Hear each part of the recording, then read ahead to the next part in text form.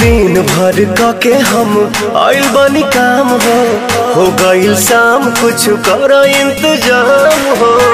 सुना तारू हो बोली ना जी। हाँ। दिन भर के हम आइल बनी काम हो गईल शाम कुछ कर इंतजाम हो। दही में दम रही तबे लड़ी गाड़ी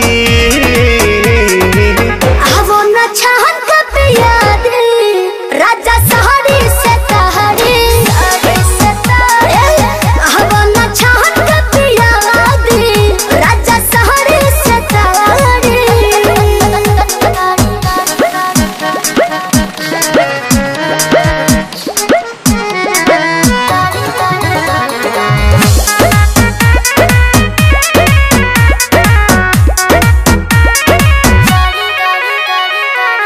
देर न लगाव तानी हाली कहरा बिल्कुल करे चटक चिखाना चिखा के लवने खाली कहरा।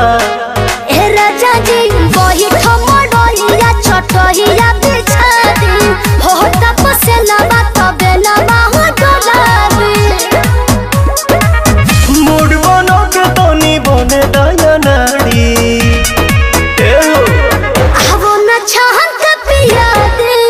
राजा सहरे सतहरे हवना छहन के पिया दी राजा सहरे सतहरे।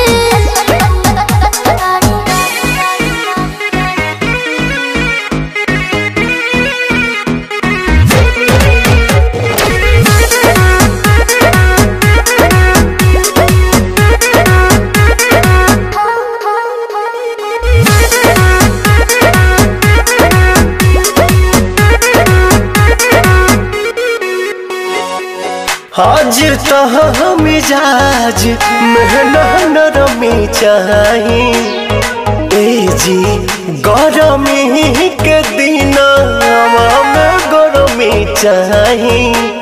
ए राजा जी इतना न फायदा करेला दहे दूध हो चार छक मार के दिमाग बड़ा सूद हो।